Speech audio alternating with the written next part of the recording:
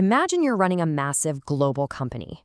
But every single time an employee switches departments, boom, you lose all their contact data. Their payroll history, vanished. Their project assignments, wiped completely clean. Why did this happen? It's because the database was built without a blueprint. Think about building a house. You wouldn't just show up to an empty lot, start pouring concrete, and immediately throw up framing without an architect's blueprint, right? I mean, your house would literally collapse. Well, the exact same rule applies to data. If you just start writing SQL code and throwing data into tables without a plan, your database is going to fail. That blueprint we desperately need is called the Entity Relationship, or ER, data model. It has been the absolute industry standard for over 35 years because it translates the messy, abstract real world into a beautifully structured, logical map. By the end of this explainer, you are going to completely understand the 3 core components of the ER data model. We're going to master entities, learn the exact rules for unlocking records with keys, and see exactly how to map out complex relationships. All right, let's dive right in and lay our foundation. So what exactly is an entity? Think of an entity simply as an object in the real world with an independent existence that holds specific data. If you want to keep it really simple, just think of an entity as a data table. If we were building a company database, your entities would be things like employees, departments, or projects. They are basically the main nouns of your data story. But here's the catch. Not all tables are created equal. Notice how we classify these entities. On one hand, we have strong entities, which academics call kernels. These are the independent backbone of your database. An employee table is a kernel. It doesn't need any other table to justify its existence. But on the other hand, we have weak or dependent entities.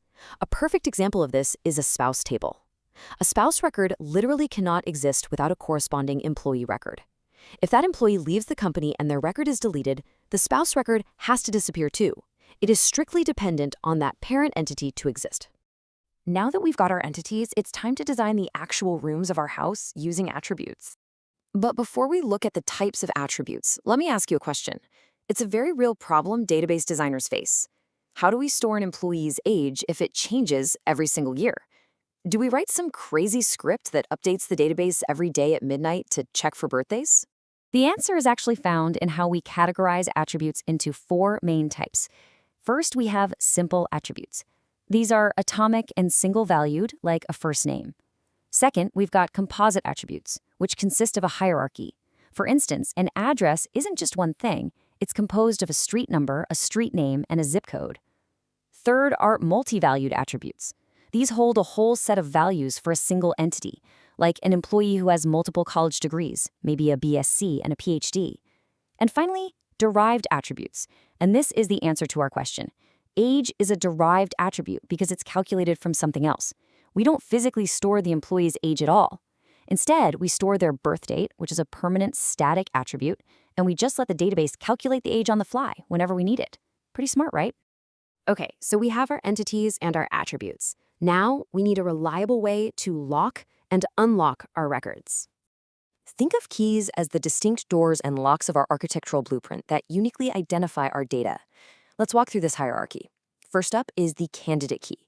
This is an attribute or a group of attributes that is completely unique and minimal. No 2 rows can ever have the exact same value. Now, from all those available candidates, the database designer selects the primary key. This is the ultimate chosen identifier for the table, like an employee ID number. So what happens to the candidate keys that weren't chosen? Well, they become alternate keys. And lastly, we have the foreign key. A foreign key is an attribute in one table that specifically references the primary key in a completely different table. If primary keys are the locks, foreign keys are the hinges that are going to eventually link our entire database together. Now, before we start linking these tables together, we have to tackle a massive source of confusion for database beginners. Let's say you have a table for your sales team. One column is their salary, and another is their commission. What happens if an employee simply doesn't get a commission? Do you just type a 0 into the database? Wait, this is absolutely crucial to understand, and it's a huge trap. Null does not mean 0, and it doesn't mean blank either. Null is a very special database symbol that means a value is unknown or inapplicable. If you put a 0, you're stating as a mathematical fact that their commission is exactly $0. If you put null, you're saying this doesn't apply to them, or we just don't have this info. This matters so much because if you try to do math, like calculating the average income of your sales team, and you treat a null as a zero, it will completely skew your sum and average functions, creating huge, embarrassing logical problems in your reporting. All right, let's talk about the glue holding this whole thing together: relationships. Relationships are like the hallways connecting the rooms of our blueprint. First, we have the one-to-many relationship. This is the absolute standard norm in any relational database. For example, one department has many employees. It's highly efficient and you'll see it everywhere. On the other side, we have the one-to-one relationship. This means one entity is associated with only one other entity, like one employee is associated with one spouse. Now, here is a pro tip for you: one-to-one relationships are actually incredibly rare. In fact, if you find yourself designing a one-to-one relationship, it usually means those two entities should probably just be merged into the exact same table.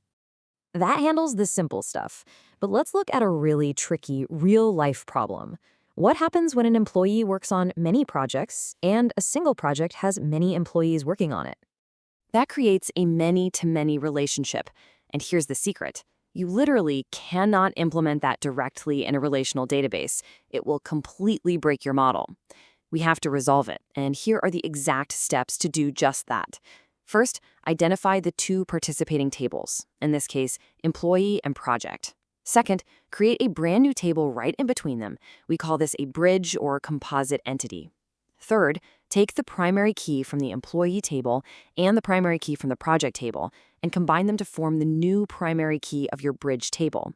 By doing this, you've brilliantly broken down one impossible many-to-many relationship into two perfectly functional one-to-many relationships. And this is why the ER model is so powerful. It handles advanced variations beautifully. For instance, a unary or recursive relationship happens within the exact same entity set. Imagine an employee table where one employee supervises another employee.